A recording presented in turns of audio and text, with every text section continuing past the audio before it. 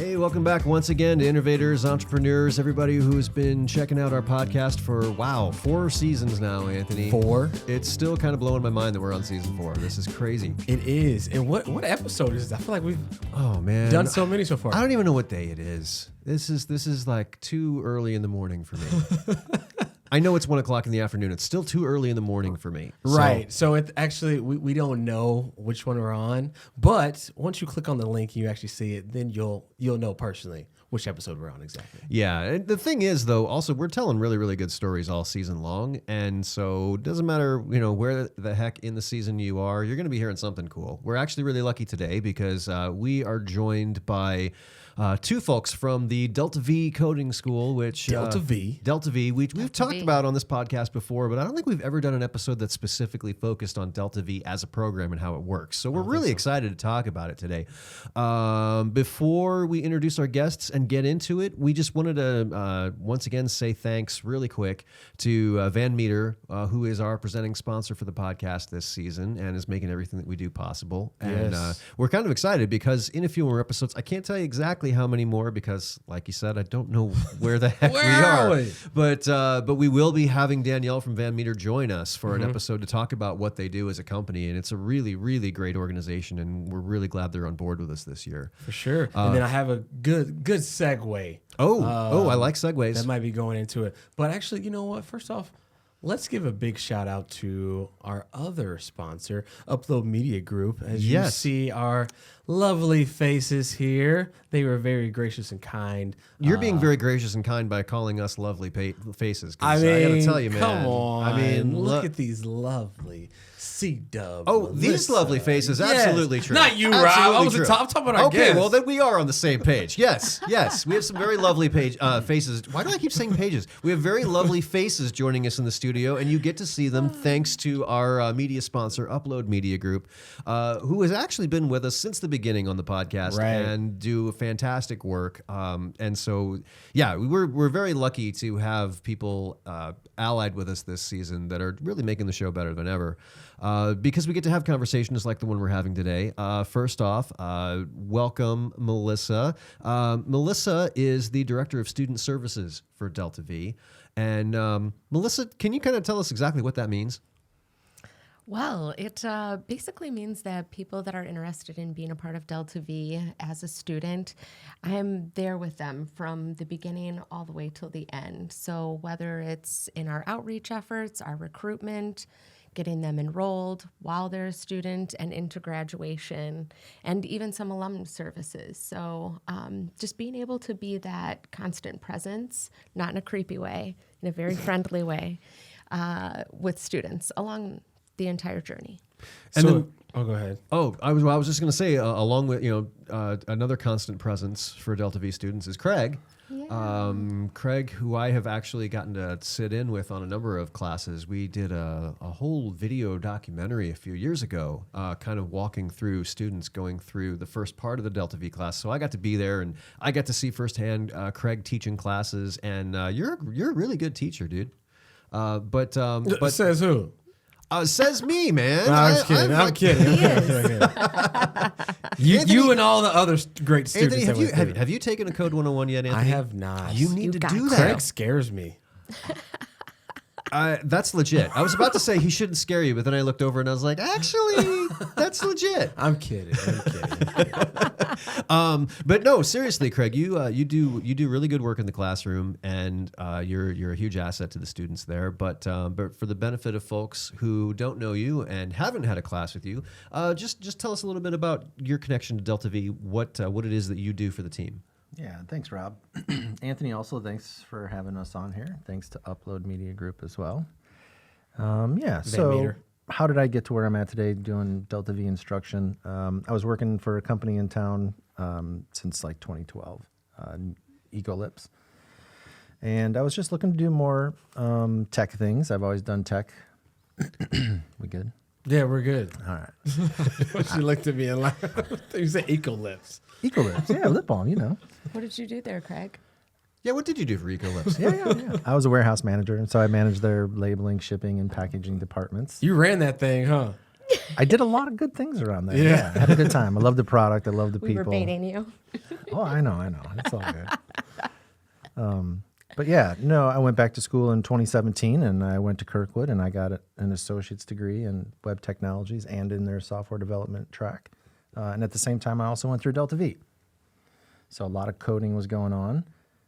And then the opportunity came up for me to be able to share those skills and my experiences that I'd just gone through for the previous 3.5 years. And so now I do in DeltaV instruction on the curriculum. So I know our listeners are hearing a lot about DeltaV. Can you two explain what exactly DeltaV is? I'm going to let Craig take that. Okay, Yeah, Craig, right go on. and do your thing on that. So DeltaV is it is a code school, and so you come to us to learn how to code in a very accelerated way. I was gonna say there's a lot of code schools, but what is it that makes DeltaV's curriculum a little unique? As far as that time Outside of that getting time you as a crunch. teacher. Aside Yeah. of having you as a Oh, teacher. so much more than me, for sure. We teach a curriculum that was created in Seattle, and so the labs, the exercises that our students here learn are these same code labs and exercises that they do in Seattle. And so a lot of the developers that go through the boot camp in Seattle are getting hired on to Amazon, Microsoft, and Apple. And so real world experience, the latest technologies is what they get access to. And you say boot camp. What exactly does that mean? Yeah, so accelerated program. And so it's pretty intense. We'd like to look at it as like on-the-job training. And so we've taken students with zero coding experience, and after 5 months of work, they are prepared as a junior developer within the industry. Nice. But before they even get and go through that process, who do they see first? You know, it could be They see- Craig or me. Okay. It depends. I'm at a lot of outreach events, but if somebody wasn't at an event and just signed up for a 101, Craig might be the first person that they see. Yeah. So here's a question. One of the things that I hear DeltaV talk about a lot is the chance to restart your career and change your life. And so this is not a class that you just take on a whim or that you kind of do in the background working on something else while you're also doing your main thing. I mean, this is a big commitment, but it has the potential to completely change someone's life. What exactly does that mean, though? When you say that, how is it going to change someone's life? Yeah. That's a good question. It is a good question. So it's going to change a person's life just by going through the instruction because it's a very immersive process. They're only going to be doing code. You can't have like a job on the side. This is your whole life. And, you know, a lot of people that are coming through our program maybe have worked in a career they like, but they maybe are just looking for a change, or maybe they're like in the food service industry and are looking to like get a career where they're landing at least $60,000 a year. And that really can change somebody's life, particularly in Iowa. They're learning not only how to code. I mean, the coding is a really important part, but people are learning how to work on teams, how to have candid conversations.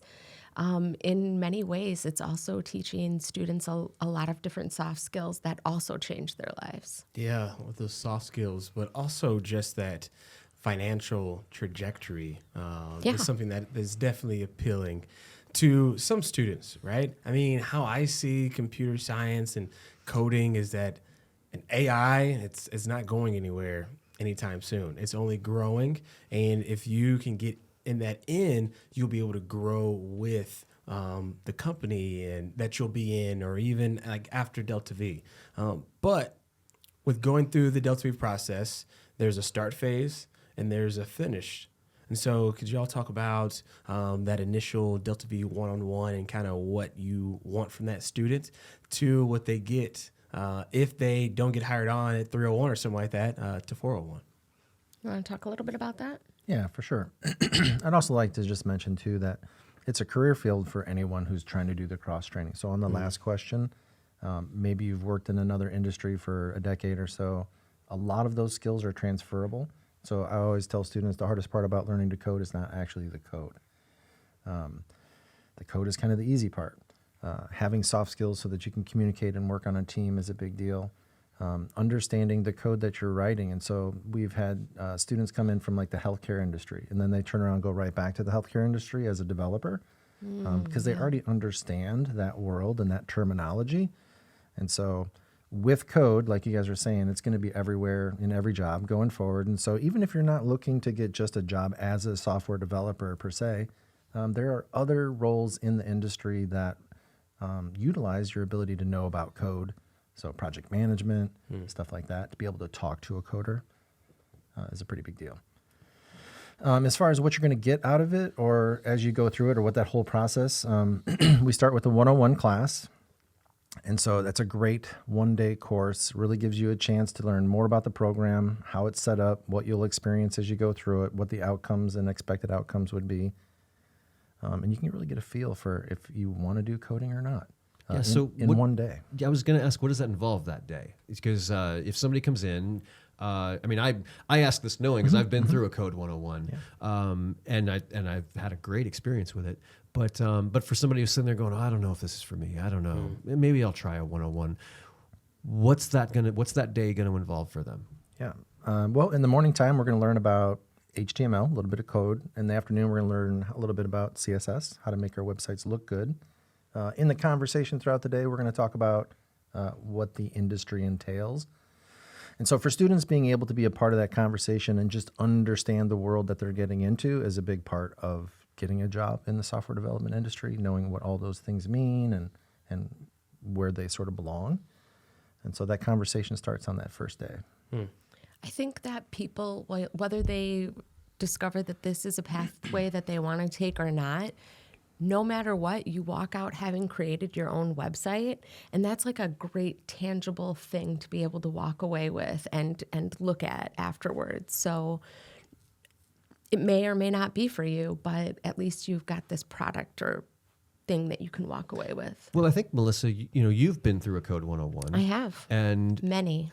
Yeah, and you came through. You're not someone who has a programming background. Zero. And so, as somebody who had no coding background before you did a Code 101, how difficult was it to grasp what you were seeing and learning? The topics themselves weren't necessarily complicated, but what stood out to me is like how passionately Craig talked about coding. Like, I walked out of there like so freaking excited about. I'm taking a slower route in terms of learning how to code, but like you're tapping into something that you're passionate about. Like, you don't want to just go to a class and like build your skills, right? You want to like walk away excited and like hopeful and thinking about a future. And I think that that's one of the benefits of walking out of a 101 is like you've got ideas, you're inspired, and then what you choose to do with it after that is totally up to you. Right, and that sparks interest because of you not having that background but understanding it. But for you, Craig, to be that teacher, you didn't always have a coding background, or did you?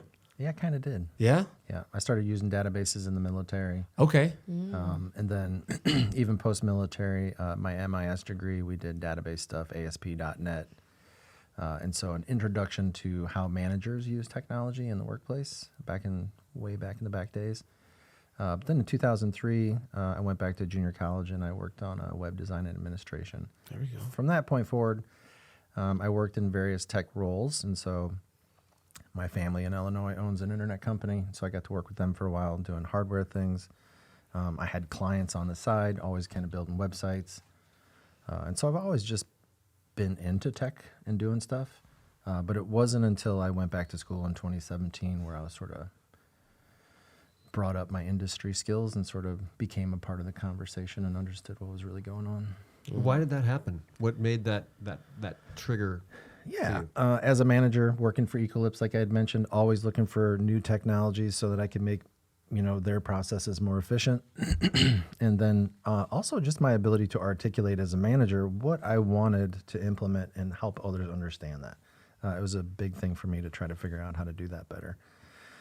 And so I went back to look at junior college just to see what scholarships or possible leftover veterans benefits I might have. And I didn't have any, which was okay because I used them all up, so that's good. But I did notice there was a scholarship for Purple Heart veterans, and so my father was a Purple Heart veteran. Wow. And it turned out that the scholarship extended to spouses and immediate children. So I submitted paperwork, all my dad's military documents, Yeah. and I qualified for a scholarship. Nice. So thanks, Dad, keeping me going. But it was a really good experience because I got to go back to school and expand on all the things. I did really well. They kept putting me in good roles to sort of round out all the things that I need to be able to do. And at the same time, I applied for a position at NewBoco as a software developer apprentice. And I did get that job. And I worked for them for a year doing some application development with their team, really great team. And before I was able to do that, they said, hey, we want you to go through DeltaV. And I was like, oh, what's DeltaV? And they're like, it's our coding boot camp. And I was like, aha. I was like, I'm up for that. And so I coded from like 8 in the morning to like midnight for a couple months. There you go. It was a lot. I don't know that I would recommend it, but it did help propel me forward. And in that same time, I was also, a teaching assistant for the class. And so, yeah, I just had a lot of background on the code concepts that were being taught. Yeah. And so you were super blessed to be able to get those, what do you call it, a Pell Grant? No, Purple Heart.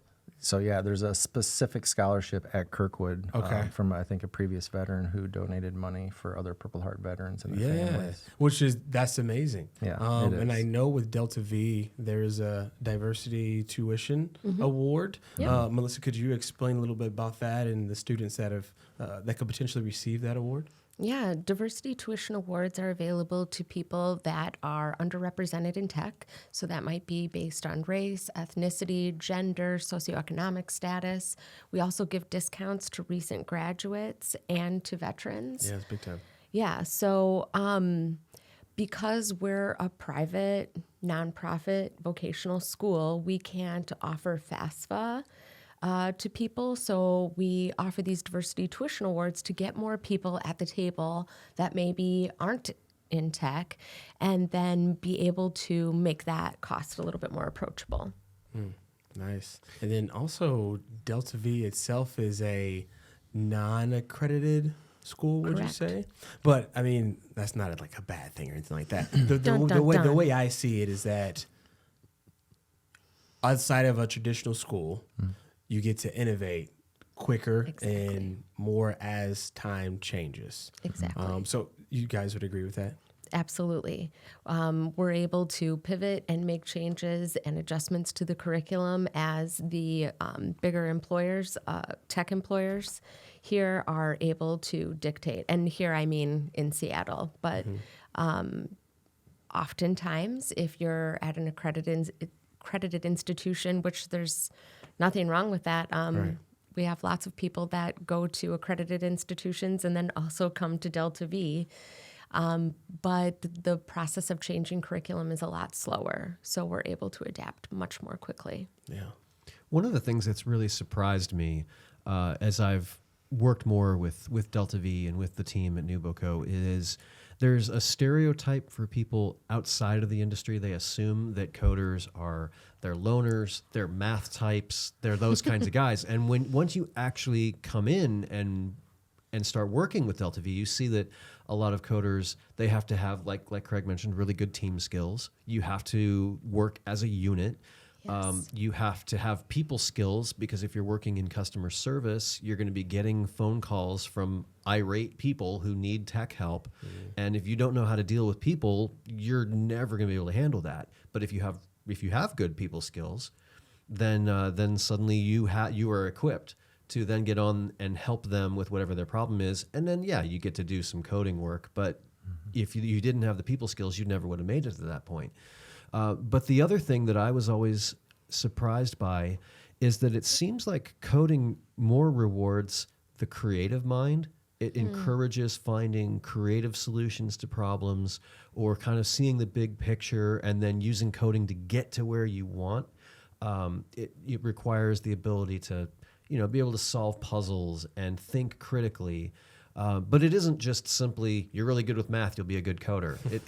There's these other skills, and that in fact people who have backgrounds in art or other creative things might find coding to be really ideal for them, or artists who simply want to be able to create their own web presence for their artwork, or somebody who has their own business and they just want to have the tech knowledge to be able to do what they need to do online, but they're that creative entrepreneur type who's always coming up with new ideas as opposed to just a numbers cruncher.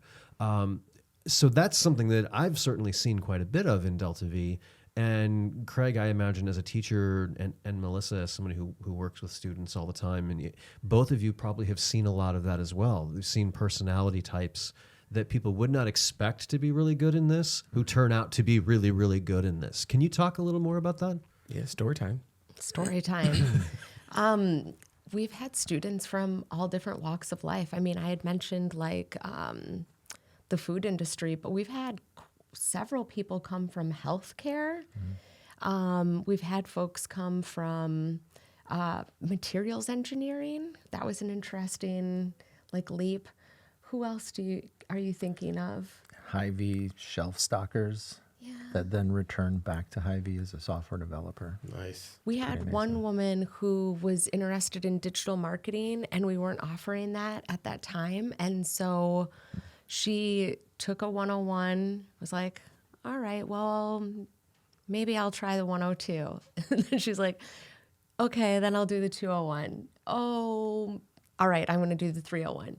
And she hasn't come back to do the 401, but she was incredibly artistic and is just really enjoyed doing coding. And that was not what she had envisioned for herself at all. Well, I remember one of those students that we followed when we did that video series about DeltaV was a former chef, like a really, really good professional chef who then just decided to do something completely different. I remember that the class was really, really well catered during that. Oh, seriously?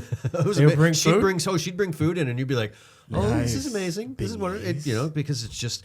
But at the same time, like she took, as I recall, she took to coding really well. She was an extremely strong member of that class, And continues to do very well. she does. Yeah. Yes. No, I follow her online, and yeah, she's been a great success story. But you wouldn't expect on the face of it that somebody who is a trained professional chef would turn around and pursue a career in coding, but that's exactly what she did.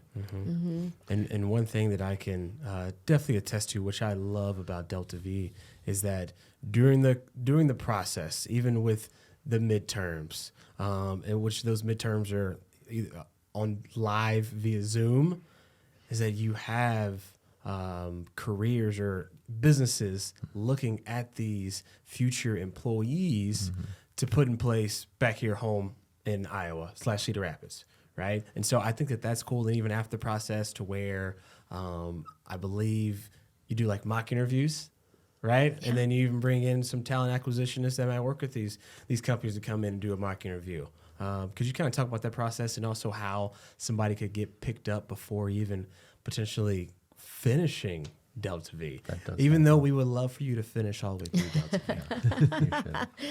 You should finish. Yes. Well, yeah, our 401 has at least 6 days of career education. But even before going into 401, all the way starting in 201, students are starting to work on their resume. They have assignments that are to network with an employer in the community, work on their professional pitch.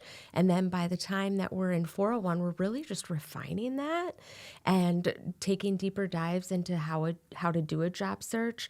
But Craig, I think, even recommends in 101 that you update your LinkedIn profile to say that you're a software developer after doing 101. So you're already like getting hit by recruiters and people that are interested in hiring Wait a somebody with minute. a software After developer. 101, you get to do that? Yeah. So I could do that. Yes. I could There change you my. go.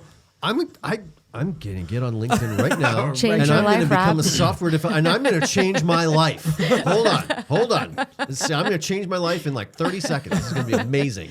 I recommend you do it just to see the opportunities that are out there. Actually, that is an interesting idea. I mean, now bear in mind, I did 101 like when I started with NuboCo, so this was like almost 4 years ago. Honestly, I would like to do 101 again because it's been so long It's since worth then it. that I'm like I've forgotten a lot of what I need to do learned. it. But It's I so remember good. it was really cool. You know, I mean, we got to build our own website, but I also really enjoyed just talking to the other people that were there. Actually, the 101 that I was at, there was something like 20 people in that Code Wow. 101. It was a really big turnout that time, and it was really exciting seeing all the different places people were coming from. There was one guy, there was a dad who was there only because his daughter was going into coding, and he was like, I just want to have a better understanding of what my daughter's doing. So I'm going to do Code 101 just to get a sense of that. There were people who were looking at DeltaV as a career option. And then there were people that just kind of wanted to see what it was all about. It was a really cool mix of people. So yeah, I think it's a great way to introduce people to it and kind of give them a sense of, you know, there will be those people that are like, yeah, no, not for me. This is not going to work. But then there's going to be those people who are like, I love this. I absolutely love this. And in fact, when I did it, I remember coming away from it like, you know what? I'm pretty happy in my career where I am right now. But if I wasn't, this is really exciting. If I had the time to commit to this, I would love to do it. I thought it was just really fun, really exciting. And I think, Craig, you were my teacher on that 101. So that was a tribute to you for making it a really exciting experience. We were talking. Yeah, yeah. You know, we were talking about working as a team and the importance of that. And I do remember that there was an exercise in Code 201, the first section of the class. It's called the chocolate pizza exercise. Craig, can you talk a little bit about the chocolate pizza exercise and what that's teaching? Yeah, it's kind of twofold. Chocolate pizza is sort of a wireframe that we build out from scratch. But the main point of that exercise. So just so people listening who may not know, what's a wireframe? So it's like a way to prototype what a website's going to look like. So it gives you. It's like a mock-up. Like if you were printing it out, it'd be pasting things together to show what a page would look like. Yeah. Except you're doing it electronically. Exactly. Okay. Yep. Just like a newspaper, going to put it all together before we actually put it all together. And so the other part of that assignment is it's a pair programming exercise. And so you'll pair with another person and you work on code together. I do think the future of employment is in working with groups and teams, and it's especially true for software developers. If you love to problem solve, that's great. Two minds on the same problem goes a lot farther. I wasn't a huge fan of doing pair programming when I started, and then my partner started fixing everything, and I was like, I'm a huge fan of pair programming. This is great. And so, yeah, that's what that exercise is all about. And making a chocolate pizza. And so basically the theme is a chocolate pizza cake, something like that. A real cake. So you're given assets, images, directions, but not a real cake. You don't. So you don't bring in like an actual chocolate pizza or chocolate cake. No. I think that should be a new thing. I was disappointed. It would be better than the second week salmon cookies. I was just going to say, that's nothing compared to salmon cookies. No spoilers. Salmon. You'll have to take the class to know. There you go. If you know, you know, Anthony. Okay, go back. Sorry. So back to kind of the question on college versus DeltaV, because I've done both extensively. I've really done DeltaV and I really did college. And I think both have benefits one way or another. And so I've done both. I owe more money on my college degrees than I do my DeltaV. So that's something. But also, my degrees have gotten me opportunities that I wouldn't have ever had before to manage things like Ecolips and do other things like that. It was great. My code has gotten me more financially stable than I ever was as a manager. And so what I really like about the whole code thing, and I recommend people go to college, but if you're looking to either change your career or you're looking to start your career and be able to make some money before you decide what you want to do in college, I've never seen anything like DeltaV before, which is kind of why I'm a part of this. I started learning code before YouTube tutorials, before code.org, and before all those things existed. And so it took me a really long time to try to figure that stuff out. And it's such fast, rapid pace now. It's kind of hard to believe that it's true, that it's real. But I've got students who have done code and tech much less time than I have, and they're making way more money than me. And I think that's great because that's the industry. So I really love to be able to help people figure that out. Coding is not for mathematicians. That being said, don't be mad, mathematicians. There's places for math within code. There's definitely jobs that are math heavy, I'm sure. But by and large, you don't have to have a specialization in something like a science or a math to be a good coder. Yeah. Yeah, that was definitely the question that I was asked recently, because I had a buddy of mine I always talk about just the programs that we have at Nuvo Code. I brought up DeltaV, and he asked me that question. He was like, do you need to have a math background? And honestly, I was like, I don't think it's so. One of our biggest sort of boundaries of sort of explaining what it is and what we do. If you live in Seattle, your cousin or your uncle works someplace in tech, right? Like the tech conversation is more. And so, if Uncle Bobby can do it, I can do it, sort of thing. But I don't think we see that here, sort of in the Midwest in general, just because of how that career or that industry has been traditionally. But as you kind of talk about the individuals that have taken DeltaV and they're here in Cedar Rapids, Iowa, in Iowa City area, we also have, which we have a podcast that you've already listened to, or you should have, is our community partnership. And so that is something that we're trying to put in the initiative of, if you would like to expand on your tech ecosystem where you live, DeltaV can definitely help out with that. We have the curriculum. Like we said, we can definitely change as the times come within that program. And we definitely have communities like Council Bluffs, who has their own innovation center, and they want to implement DeltaV in there. We just had a conversation about Iowa City bringing DeltaV to their area, and Sioux City and Mount Pleasant. And so we have communities that have done this, and they see that it's a need there. But of course, it's always good to know what it's about beforehand, and also to get the word out, because there can be other people that can benefit from DeltaV, maybe just changing their career and finding this, or coming to 101 and saying, yes, this is for me, and I still get to make a little bit more money and do something that I enjoy. Or, like I said, if you live in the area. It's everywhere, right? Not even just people wanting to cross-train or go into a new career, but people who work in a company already that are just looking to upskill so that they can keep up with the trends in tech. We've had those conversations. So there's something to that. I mean, it's hard to there people are always talking about how it's hard to find good people in tech to hire. Right. If you train your own people and you just give them the skills and then they come back, you don't have to go hire somebody new. Right. Like you're basically just investing in your own people. Yeah. And I think we've had some partnerships like that in the past, or we have had local employers who have sent employees into the DeltaV program with the idea that they will then come back with the new skills they've learned and be able to do a lot more for the company than they were doing before. Yeah, I'm glad you brought that up. Firstly, we had a sponsor recently put several, I think 20 employees through to learn Python. We also had a woman who was managing software developers but wanted to understand the language a little bit more, and so she went through a 201 class. And because she had gained that knowledge, she was able to not only get a promotion, but then I think that she was able to leverage a new job with a new company. Yeah. Wow. It's a big deal.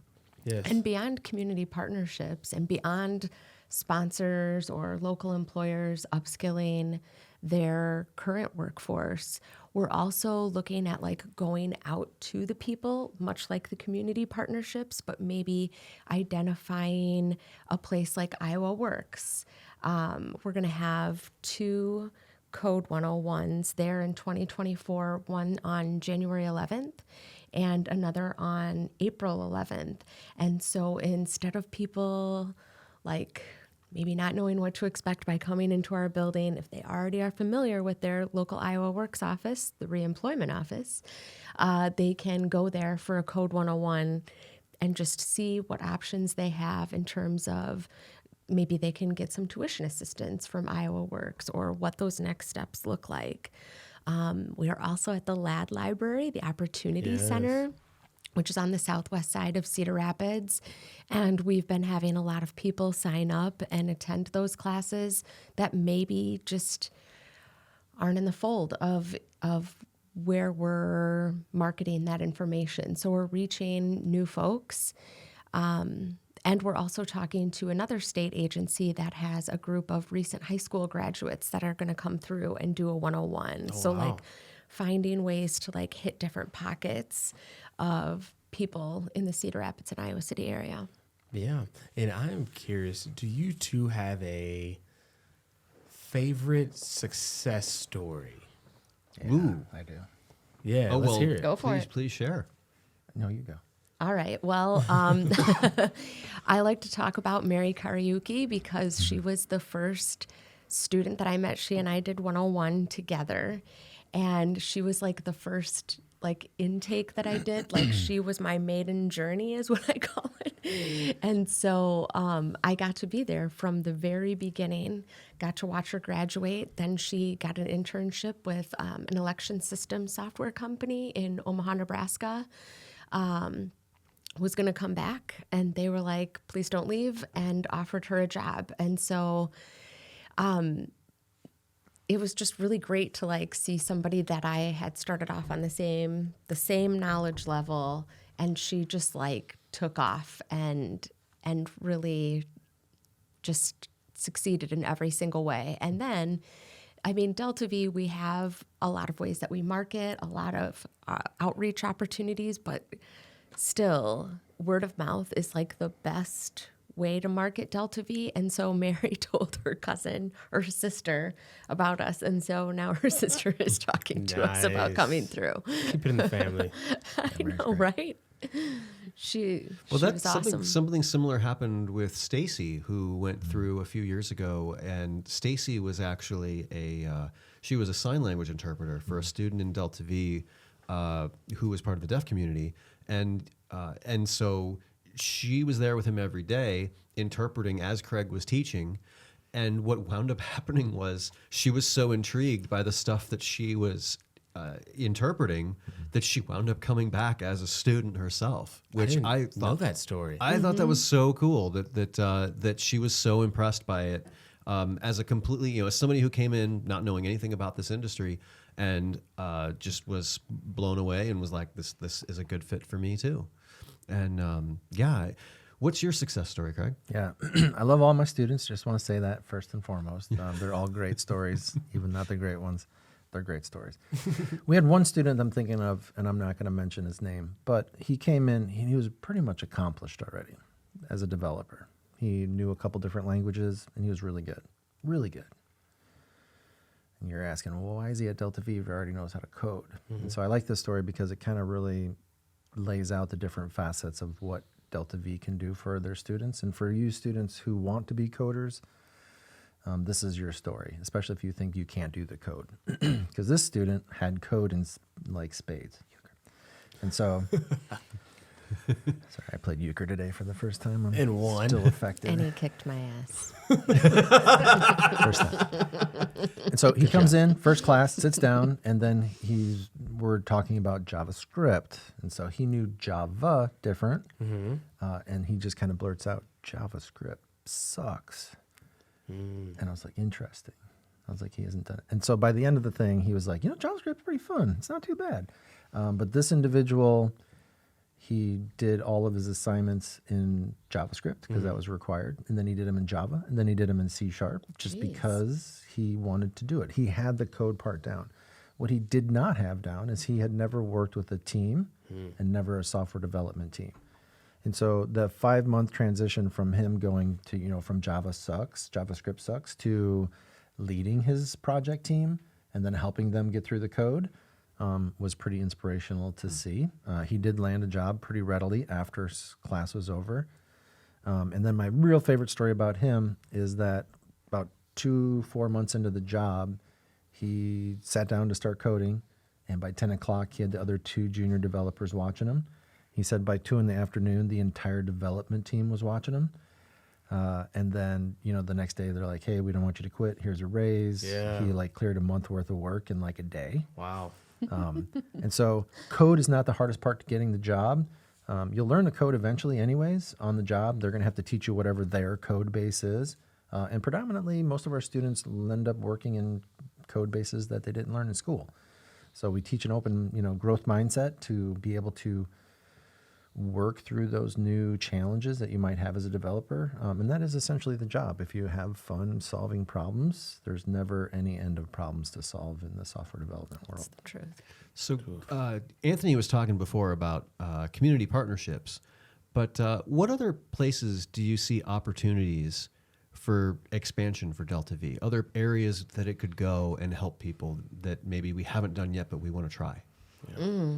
So I'm really excited about our veteran population in the corridor. And so working to make sure that we are able to accept GI education benefits.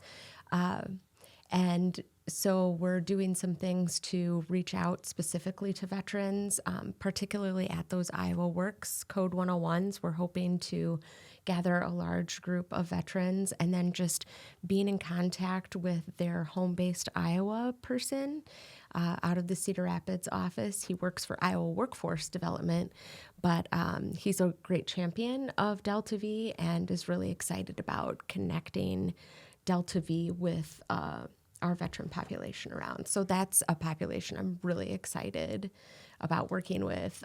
We're always really excited to consider like immigrant populations, like Craig was just talking about a person knowing multiple coding languages like Java, JavaScript, C++, or C#. I can't remember which one you said, but like All good. learning, like if you know how to speak any language, learning a language, a coding language is going to be easier. And so like, how can we work with folks that maybe English isn't their first language and be able to incorporate them into the fold and really create some opportunity for them to pursue a career they're really passionate about. And like, sometimes if a person is immigrating to the United States, they've had a very full career in the country that they lived in. Mm-hmm. Like they were a doctor or a lawyer. And because those credentials can't leap into the United States, like we can get them trained up quickly and get them doing a career that they're very passionate about. Because otherwise, sometimes people are not stuck, but are left with fewer options. And so I like the opportunity or the idea of working with immigrant populations. I know we've talked to Catherine McCauley Center in the past, and so I would really like if I had a wish list, I would put working with immigrant populations on that wish list. Nice. And of course, Iowa City. Of course, Iowa City. Because I live in Iowa City. Do you have and I'm really passionate about a certain area of Iowa City, the South of Six business district. Six. That's right.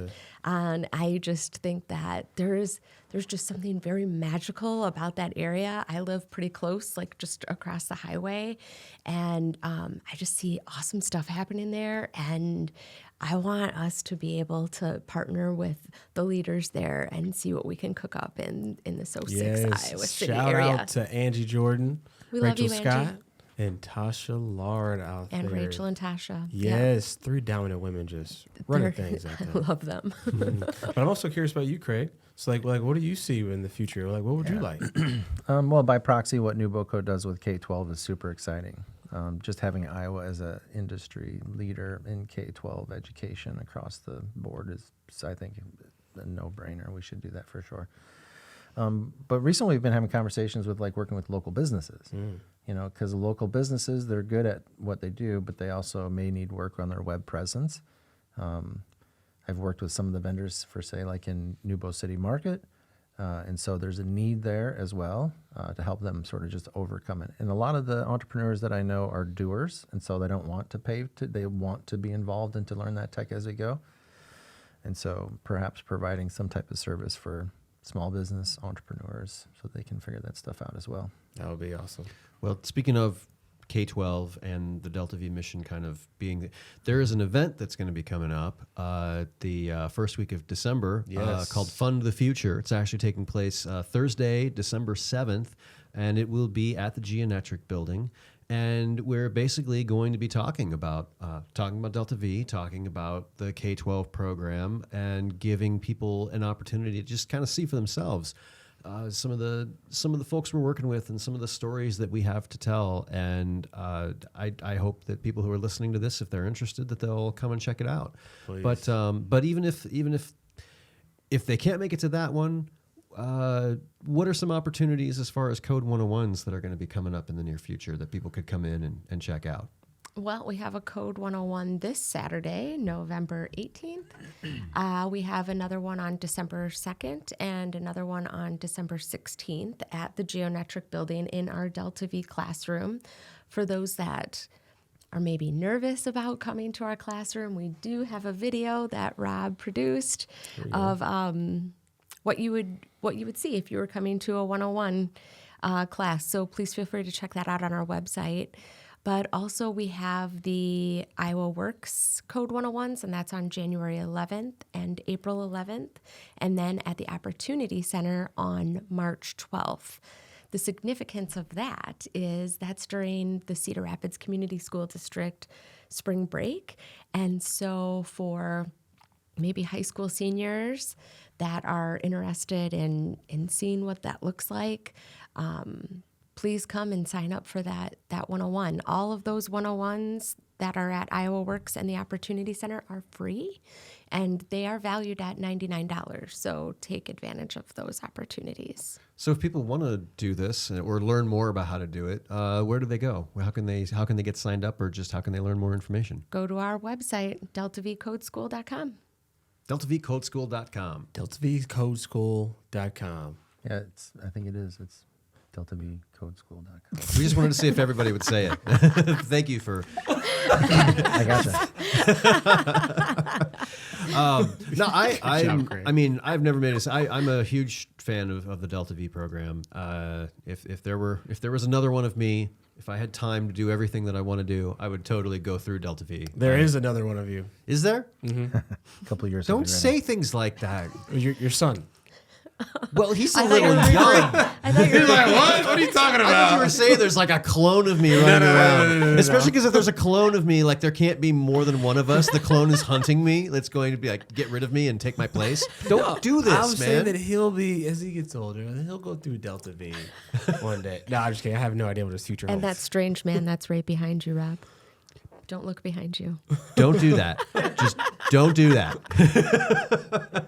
Well, I think that we're all getting a little loopies. That seems like a great place. Great place to wrap. But thank you so much, both of you, for coming in and Yes, talking about that thank project that you. I like. It's very near and dear to my heart, and I think it's doing really good things for the community. And I said it earlier. I'll say it again. Craig, you're a heck of a teacher, man, and I think that everybody who goes through is benefiting greatly. And Melissa, you're doing a really good job of just kind of spreading the word and helping to bring more folks in. And I appreciate you. yeah, we do I appreciate appreciate you guys. Both of you. Melissa's amazing. Both of you. Thanks for having Like you us on. said, DeltaVcodeschool.com. If you want to learn more, check out a Code 101. Come to our fundraiser event on the 7th. There's lots of opportunities to learn more about Sure what's is. going on, and so we want to say thanks again to our presenting sponsor. We couldn't do this without Van Meter. We couldn't do this without Upload Media Group. We apologize again that you have to look at us, though. That is a weird little side effect. But you had They love our Craig and faces. Melissa, so that brightened things up a little. Yeah, it And definitely did. Anthony's 90s t-shirt. That is a 90s t-shirt. Now, see, now you have to watch the video, because anybody who's just listening to the podcast, they're going to be like, wait, what? Yes. You got to see this shirt. I am telling you right now, you got to see this shirt. Got a And fresh haircut and a nice shirt. it is Gives only me, on like, our video mid-conditioner stream, man. You got to check it 2020 out. vibes. I'll take it. It's like fall. It's giving. It it's is like giving fall. fall. It's very fall vibes. I gotta say, very fall vibes. Well, thank you everybody for checking us out. We will see you on the next episode, which at some point Anthony and I will figure out where the heck in the season we are. Still don't know. It's just it's that kind of we're all ready for 2023 to be over, I think, because I've lost track of time. I'm just like, well, it's gotten cold, so I think we're somewhere in the fall, but I don't know what day it is. Yeah, once that snow hits, you won't ever see me again. Once the snow hits, I'll be then we'll in the know house. what day it is, and we'll know what time it is. True. And then I'll just want to go to sleep until spring. We'll catch you. Oh, man. All right. Hey, seriously, thanks, everybody. And we'll catch you on the next one. Peace.